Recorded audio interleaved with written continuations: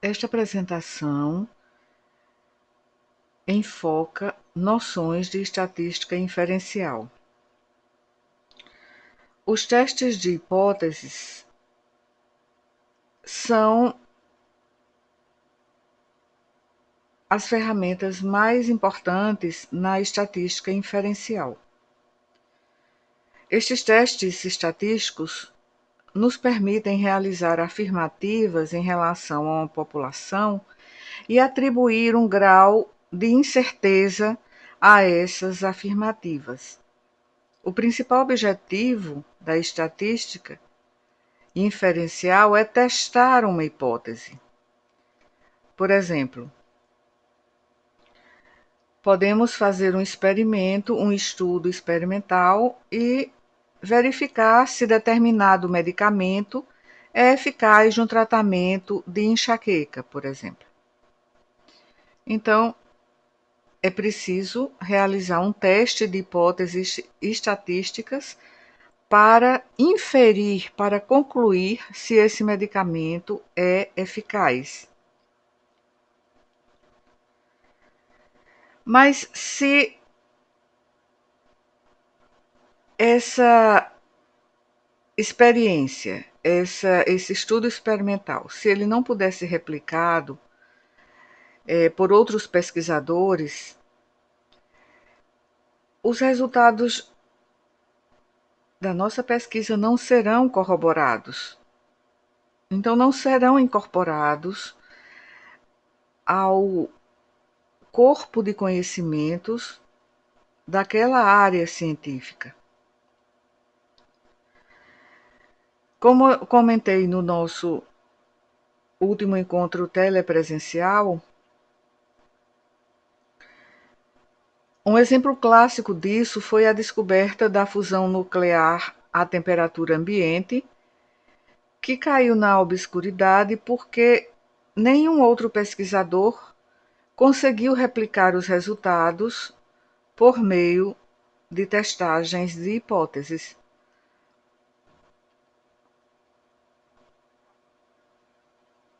Então, é importante que possamos entender como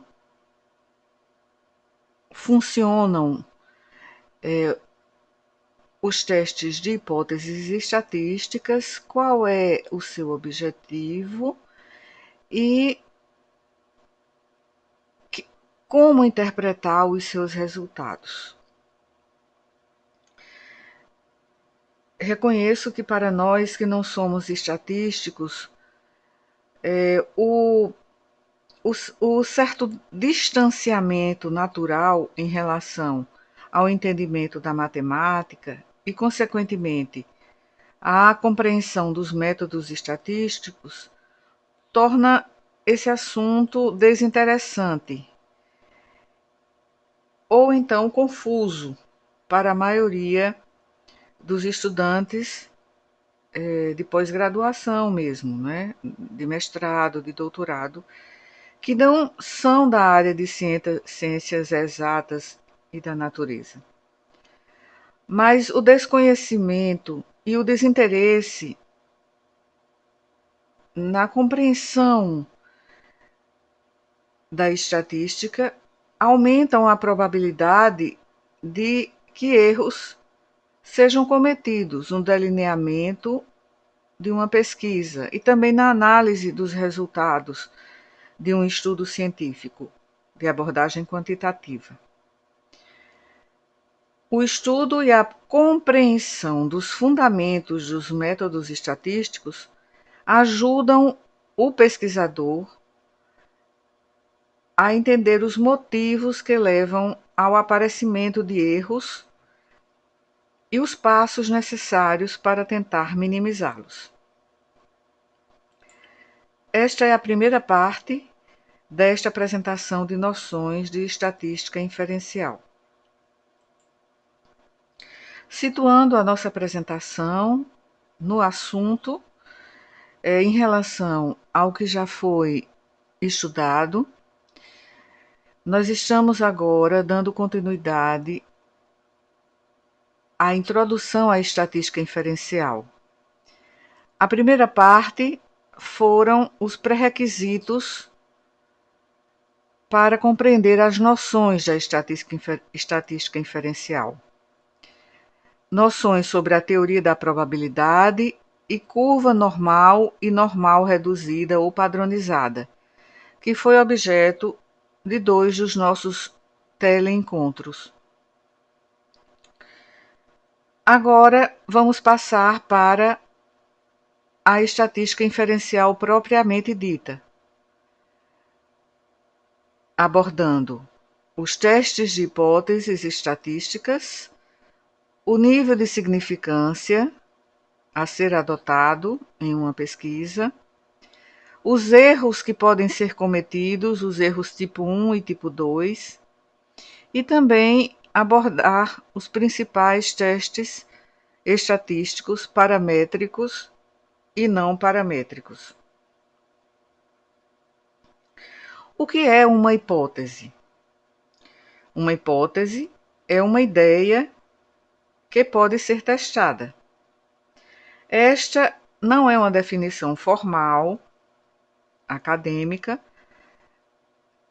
mas explica de certa forma, né, ou introduz o que seja uma hipótese. Na escrita acadêmica, nós vamos falar de hipóteses conceituais derivadas da teoria, né, do corpo de conhecimento da nossa área de estudo, e vamos falar aqui principalmente das hipóteses estatísticas.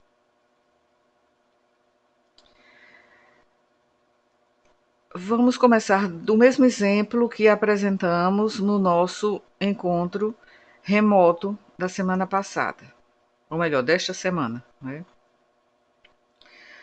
Vamos supor que o preço dos tomates em João Pessoa está alto. Isto implica uma ideia ou uma afirmação.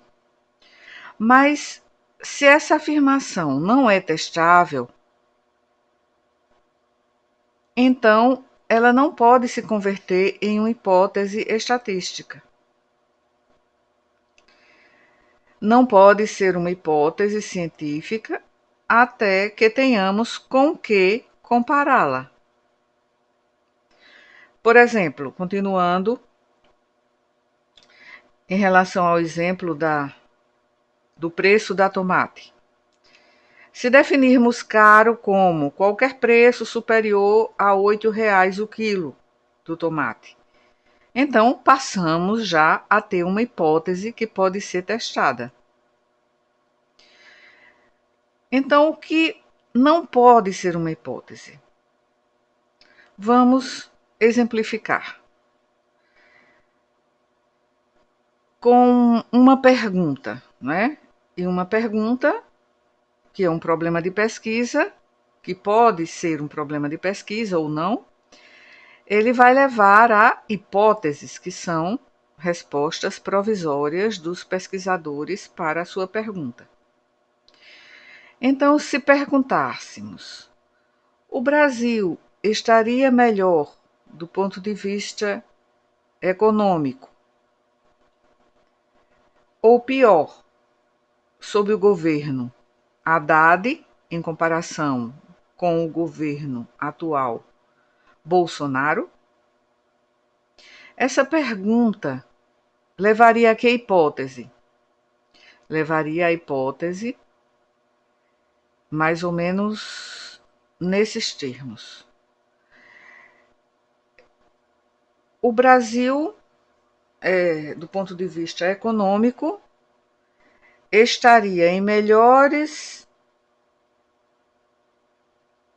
ou piores condições em um governo que fosse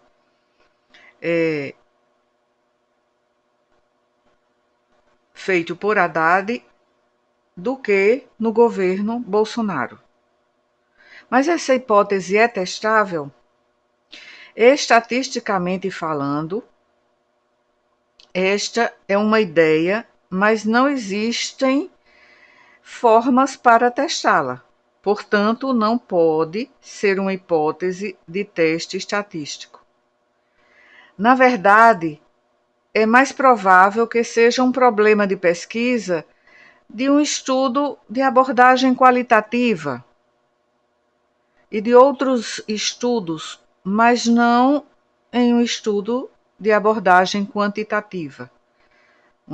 As hipóteses de pesquisa são testadas em estudos de delineamentos de modelos explicativos ou analíticos.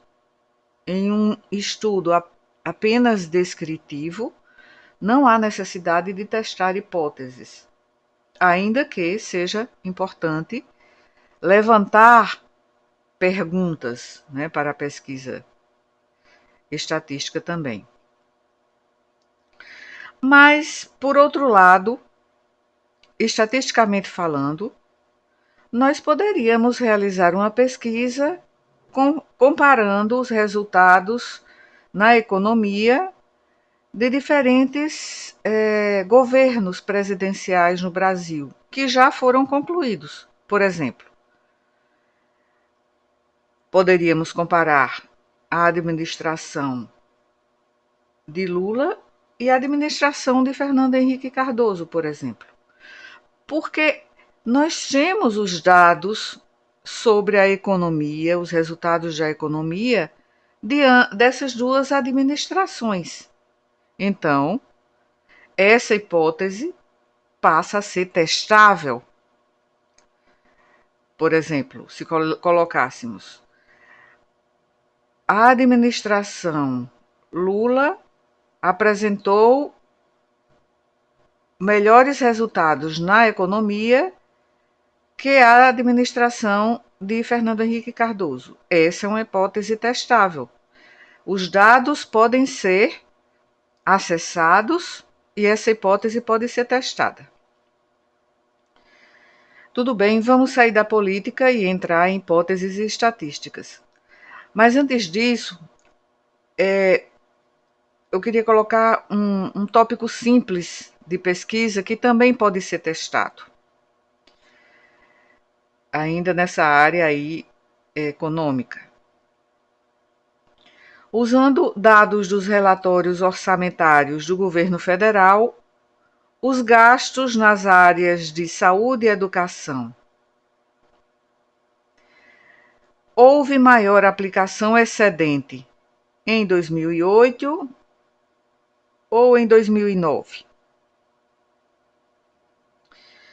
Então aí já poderemos ter uma hipótese. Os gastos nas áreas de saúde e educação tiveram maior aplicação excedente nos anos de 2008. É uma hipótese, pode ser testada.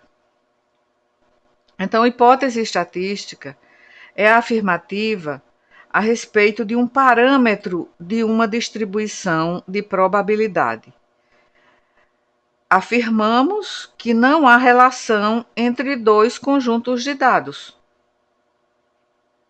É uma hipótese. Uma hipótese é uma suposição que deve ser testável por um estudo observacional ou por um observacional analítico ou por um estudo experimental. Por exemplo, voltando ao exemplo do medicamento para a enxaqueca. Um novo medicamento, por exemplo, que um pesquisador supõe que pode ser eficaz para tratar enxaqueca. Então, esse pesquisador vai realizar um estudo experimental e vai comparar os resultados dos dados que ele obtiver nesse experimento. Outro exemplo, podemos querer testar uma maneira inovadora de ensino-aprendizagem que achamos que pode ser melhor que a tradicional. Também podemos testar essa hipótese realizando a nossa coleta de dados a partir, né, do que foi delineado no projeto de pesquisa e com os resultados, com os dados obtidos, podemos testar essa hipótese. No desenvolvimento dos métodos da estatística moderna, as primeiras técnicas de inferência, de testagem de hipóteses estatísticas, que apareceram foram as que faziam diversas hipóteses sobre a natureza da população da qual se extraíram os dados. Como os valores relacionados com a população são denominados parâmetros, como já vimos, essas técnicas estatísticas foram denominadas de paramétricas e que vamos ver mais adiante, possivelmente no próximo vídeo, os testes chamados de paramétricos, em contraposição aos testes não paramétricos.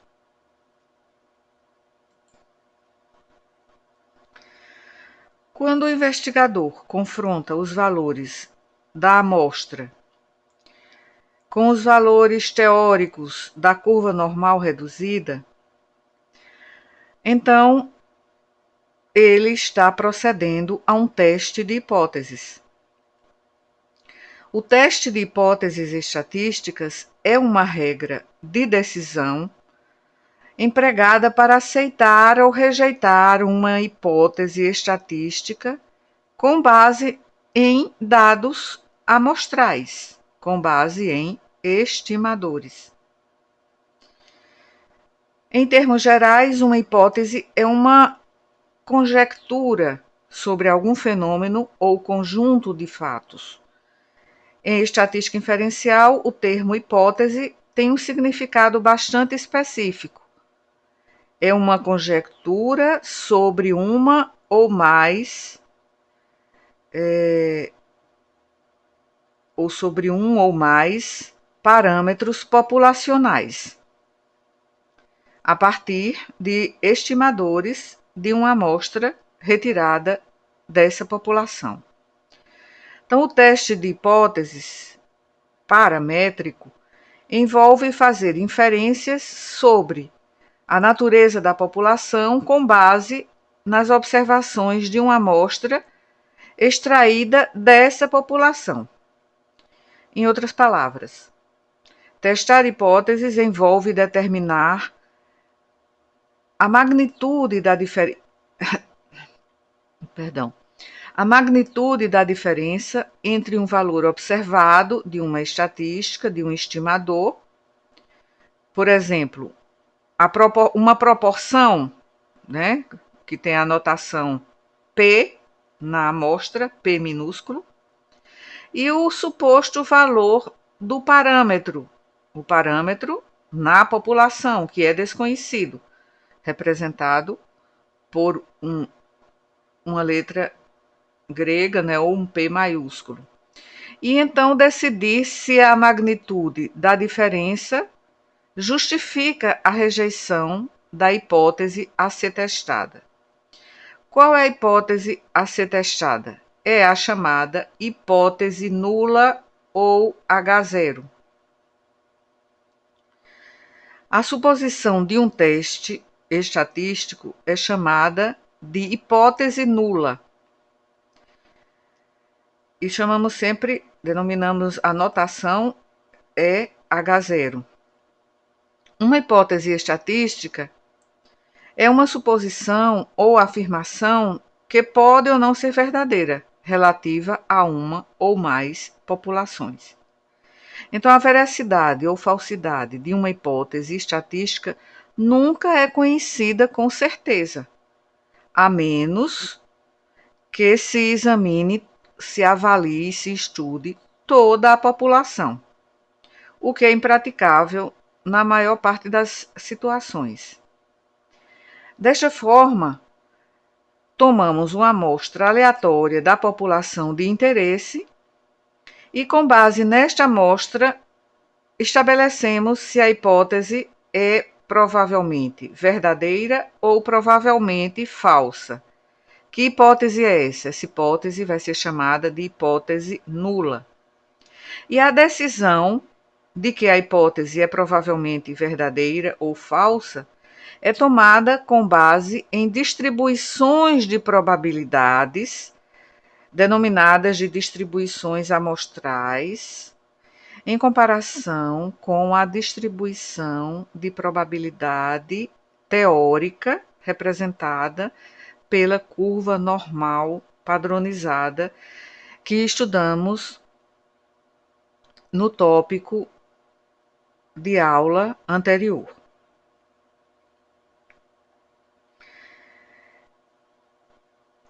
Em estatística, trabalhamos com dois tipos de hipóteses. A hipótese nula, H0, é a que vai ser posta à prova.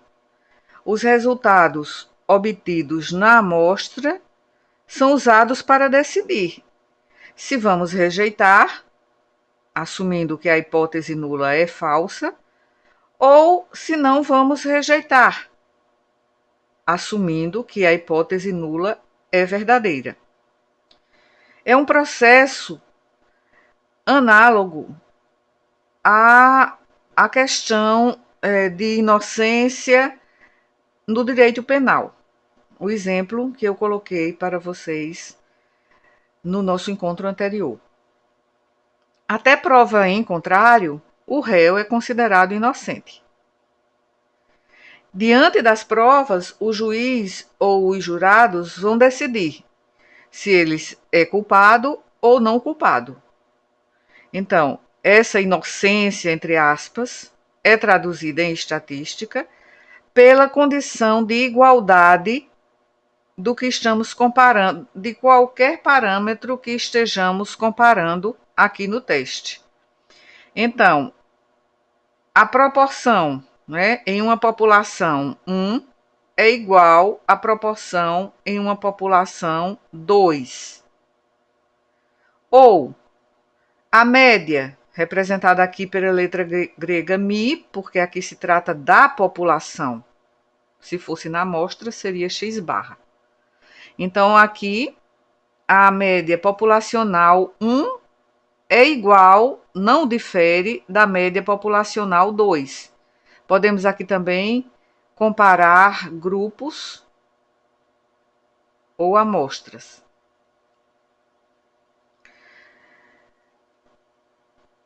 E quando rejeitamos a hipótese nula, consequentemente, aceitamos a hipótese alternativa, que é chamada de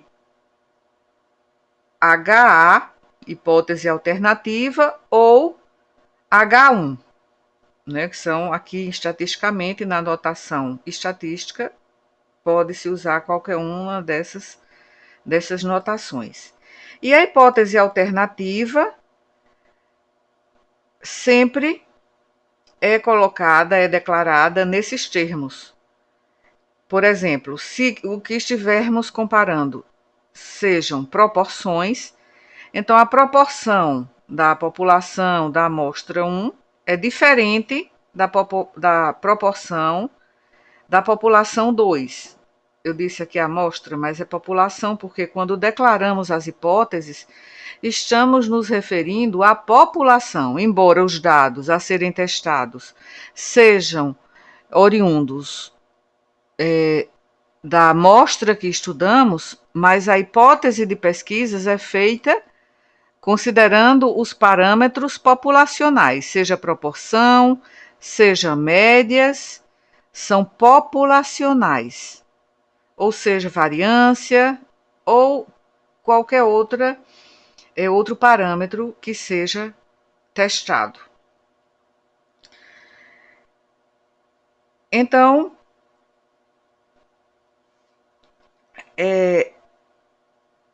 esta hipótese alternativa é a definição operacional do ponto de vista estatístico, da hipótese de pesquisa que se deseja comprovar. A natureza do estudo é que vai definir como deve ser formulada a hipótese alternativa. Aqui, como veremos posteriormente, ao invés de termos um sinal de diferença, podemos também ter o sinal de maior ou igual, ou menor ou igual.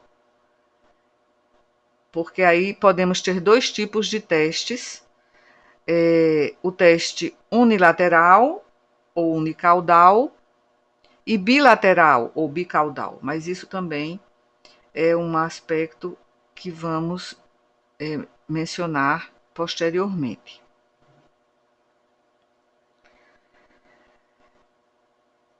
E afirmações sobre a distribuição de dados ou de um conjunto de resultados é diferente de um outro conjunto de resultados.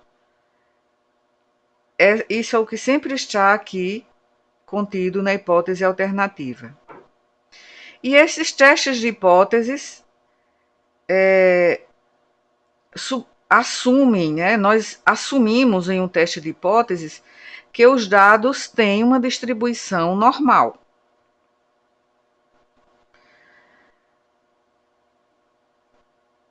Os testes de hipóteses das diferenças entre amostras podem ser usados em comparações de médias, comparações de proporções, né?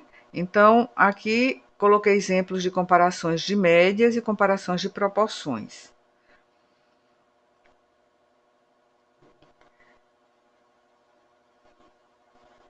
Um teste que assume que duas amostras foram retiradas da mesma distribuição populacional subjacente,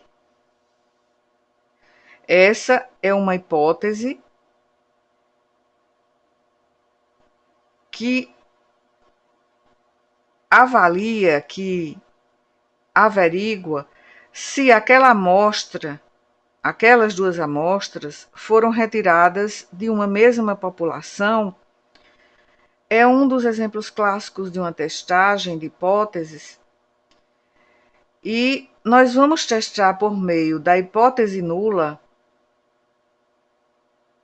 porque a hipótese alternativa não pode ser testada, porque não podemos ter esses valores, temos os valores apenas das amostras, mas não temos os valores da população, não conhecemos, porque nós estudamos amostras. Então, nós vamos testar a hipótese nula. Esse conceito de hipótese nula parece confuso, porque vamos testar a hipótese estatística por meio de um processo de refutação ou rejeição. É impossível provar que uma hipótese científica é verdadeira, mas é possível demonstrar que a hipótese nula tem uma grande probabilidade de ser incorreta. Esta é a lógica subjacente a todos os processos da estatística inferencial e que estão baseados na teoria da probabilidade que já estudamos nos tópicos de aula passados.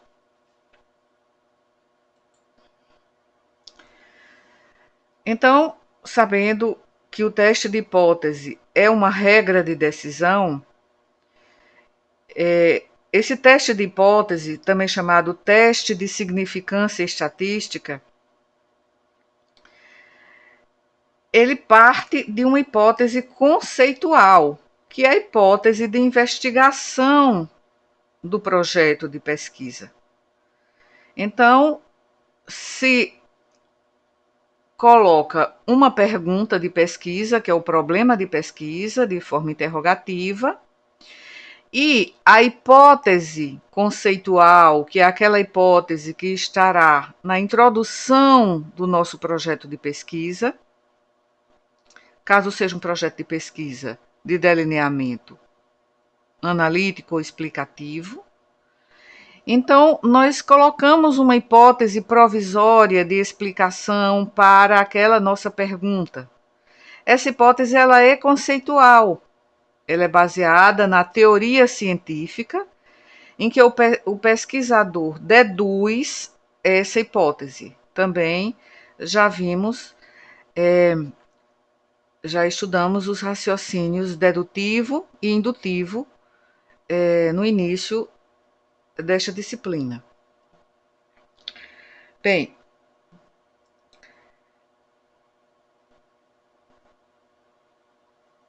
a hipótese estatística, ela é declarada, ela é formulada, que são duas hipóteses, né? A hipótese nula e a alternativa, mas ela é declarada a partir da hipótese da investigação. Só que ela vai ser colocada de uma forma matemática, né? Em notações, com notações estatísticas.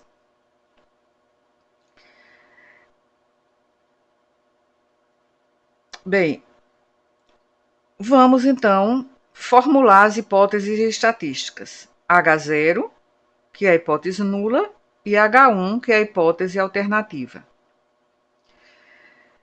E a hipótese é uma conexão entre a teoria e a hipótese conceitual e a pesquisa propriamente dita. Ou seja, está entre o marco teórico e a observação da realidade que é operacionalizada pela coleta dos dados da amostra. Então, vamos formular as hipóteses estatísticas, a hipótese nula e a hipótese alternativa, e vamos observar, fazer a coleta de dados, fazer a análise dos dados, e a partir dos estimadores, né, médias, desvio padrão, medianas, frequências, proporções, a partir do que obtivermos na nossa observação da realidade, vamos terminar o teste de hipóteses, né, confrontando os dados observados, né, com a curva normal reduzida e aqueles parâmetros da curva normal reduzida, e vamos chegar a uma conclusão, que é a inferência estatística. Vamos decidir se há ou não diferença estatisticamente significativa entre os dois grupos, duas amostras que estamos comparando. E aí, com o resultado, com a conclusão, por meio do raciocínio indutivo, vamos generalizar para toda aquela população da qual retiramos a amostra. E aí, esse estudo, ele vai ou não ser incorporado à teoria científica, porque não é suficiente apenas um estudo para ser incorporado a todo o corpo de conhecimento científico de determinada área. Mas se já existem outros estudos pesquisando aquele mesmo problema de investigação, o seu estudo vai corroborar ou não aqueles estudos já realizados. Então, esse ciclo é o ciclo da construção do conhecimento, ou seja, é uma questão epistemológica que também já abordamos nos tópicos iniciais da nossa disciplina, e a teoria científica, ela está aqui como um conjunto de proposições ou hipóteses que foram corroboradas, que foram constatadas como válidas ou plausíveis. E a partir da teoria, o pesquisador vai derivar outras hipóteses de pesquisa por dedução e assim se estabelece este ciclo da construção do conhecimento, aqui considerando as pesquisas de abordagem quantitativa. Porque, só lembrando, toda investigação se inicia por um problema de pesquisa, uma pergunta, uma dúvida. É uma questão, né? E essa pergunta está articulada com os conhecimentos anteriores, mas que também podem demandar a criação de novos referenciais. Esse conhecimento anterior, construído por outros pesquisadores e que lançam luz sobre a pergunta da nossa pesquisa, é a teoria científica. Por isso, a revisão da literatura é uma fase necessária para prosseguirmos, para iniciarmos, eu diria, né? Para iniciarmos o nosso processo de pesquisa. E na pesquisa de abordagem quantitativa, as hipóteses que são levantadas como respostas provisórias ao problema de pesquisa colocado são hipóteses que elas ainda não estão em termos operacionais, elas só vão assumir, não é, uma notação estatística quando elas forem convertidas, né, em hipóteses estatísticas. Então, aqui podemos concluir que a inferência estatística aqui vai ser realizada para avaliar a probabilidade de diferenças que são registradas nas distribuições que foram observadas na nossa amostra, se as diferenças são devidas ao acaso amostral ou então à existência real de uma diferença na população. Na população, cujos parâmetros nós não conhecemos. Conhecemos os estimadores da nossa amostra.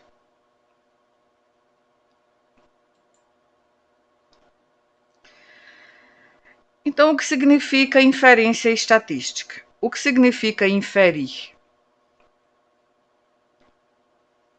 Então, inferir é deduzir como consequência, conclusão ou probabilidade.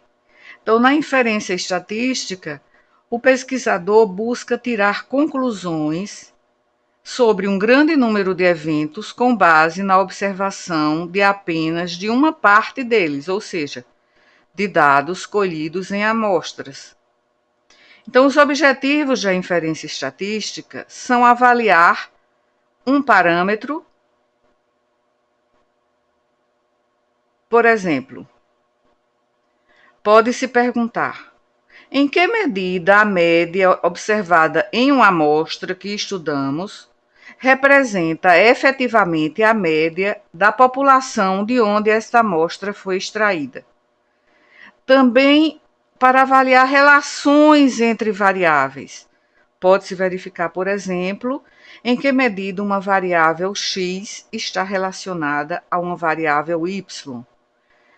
Se existe uma relação entre essas variáveis, então busca-se testar se essa relação é real ou se é simplesmente efeito do acaso. Ou ainda, se é uma diferença devida a uma causa sistemática, a um viés, a uma tendenciosidade. Então, isso pode ser estudado por meio da inferência estatística operacionalizada mediante os testes de hipóteses. Então, essa pergunta já está, acredito, respondida. Qual é a lógica da inferência estatística? Como eu disse a vocês no nosso encontro dessa semana, o pesquisador nunca acha nada. Ele observa, analisa e infere e conclui. Então, ele tem uma população e ele quer tomar decisões acerca desses parâmetros da população. Então, ele seleciona uma amostra aleatória da população e colhe os dados dessa amostra. E os dados são os estimadores. O processo de estimação já estudamos também nesta disciplina, que é a estatística descritiva, né, que são aqueles procedimentos estatísticos que possibilitam prever com determinada probabilidade o valor de um parâmetro populacional que é desconhecido. Então, os estimadores são os valores observados na amostra. Agora, precisamos saber se eles correspondem, ou pelo menos há uma grande probabilidade que correspondam aos parâmetros da população de onde foi retirada a amostra. Por quê?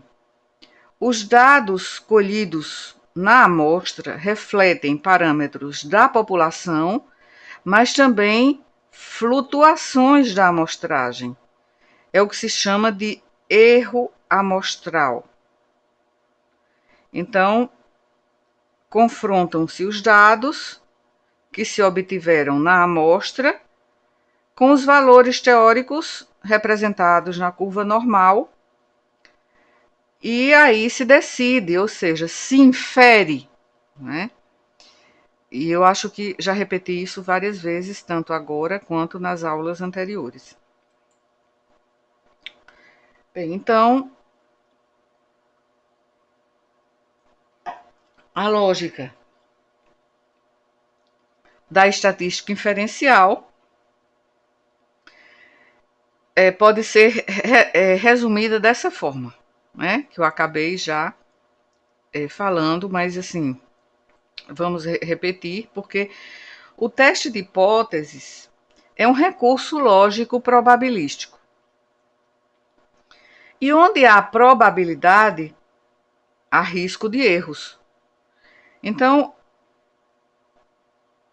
o erro amostral, ele vai existir em amostras que são retiradas da população. Então, na população, nós temos parâmetros, retiramos uma amostra aleatoriamente, coletamos os dados, e aí esses dados são os estimadores, mas existem essas flutuações da amostragem. Se tirarmos várias amostras de uma mesma população, os estimadores, que são as medidas de tendência central, as proporções e as medidas de variabilidade, como desvio padrão, amplitude, intervalo interquartil, não vão ser iguais nas várias amostras retiradas da mesma população. Então, é o que se chama de erro amostral, que vamos ver em seguida. Então, o que faremos em seguida? Confrontamos os estimadores da amostra com os valores teóricos representados na curva normal padronizada e vamos inferir. Bem,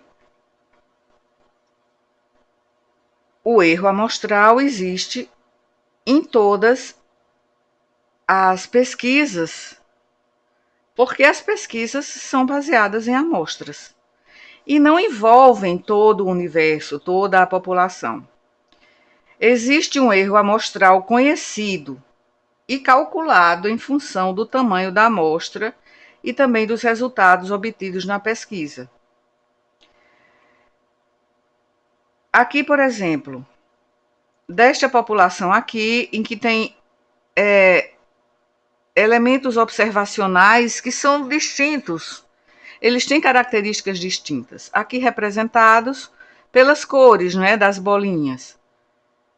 Bolinhas azuis, bolinhas laranja, bolinhas vermelhas, bolinhas verdes, aqui é a população. E aí, através da amostragem aleatória, eu retiro uma amostra, retiro um número determinado, né, de acordo com o cálculo do tamanho da amostra necessário, eu retiro a amostra. Então, essa amostra, ela é representativa dessa população?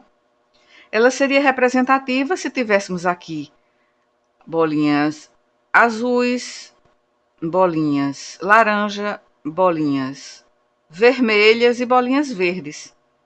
Então, sempre vai haver flutuações. Se eu tirar outra amostra aleatória, pode aparecer bolinhas verdes, bolinhas azuis e bolinhas laranja, e não aparecerem bolinhas vermelhas. Então, sempre há o que se chama de erro amostral. Erro amostral que se deve ao acaso. Né? Então, por quê? Porque esse é um fenômeno aleatório. Estamos estudando variáveis aleatórias, como vimos em aulas anteriores. E existe também o que se chama de erro sistemático, ou o que se chama de vieses ou tendenciosidades.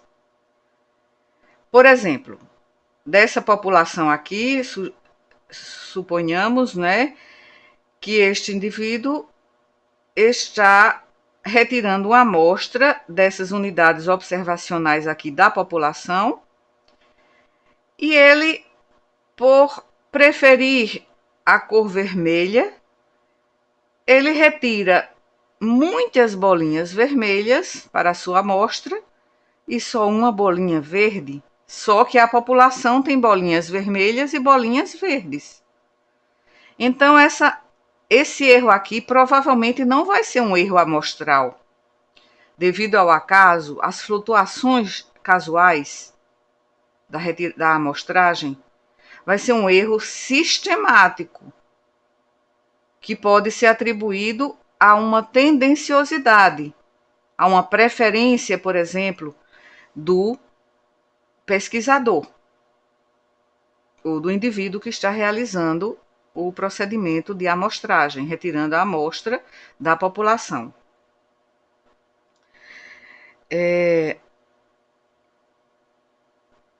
Bem, vamos colocar em algum exemplo, né? Um exemplo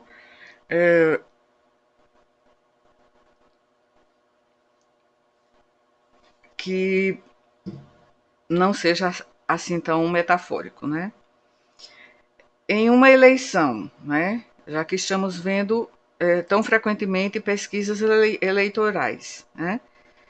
Então, nas eleições de um país, quantas pessoas precisam ser entrevistadas para se descobrir as porcentagens exatas de indivíduos que têm intenção de votar em determinados candidatos?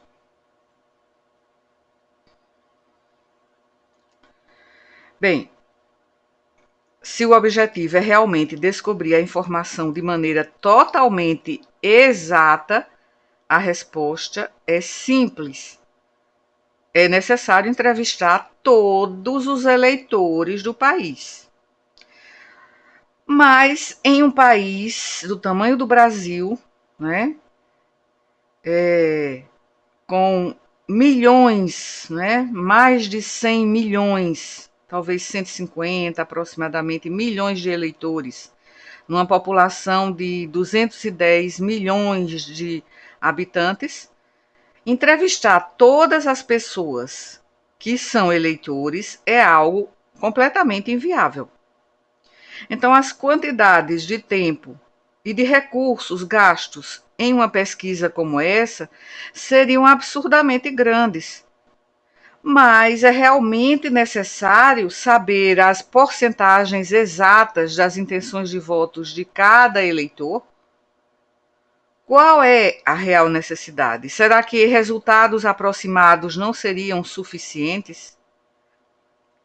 Então, a verdade é que, especialmente em pesquisas relacionadas a populações muito grandes, né? Chamamos de populações infinitas, embora não sejam finitas, mas são tão grandes que chamamos infinitas, no sentido de que não é possível entrevistar todos os componentes dessa população. Então, não se pode analisar a população inteira, mas apenas uma parcela dela, que é a amostra. E essa amostra é escolhida com um tamanho suficiente para que o comportamento dela possa ser uma boa aproximação ou uma boa estimativa para o comportamento da população inteira.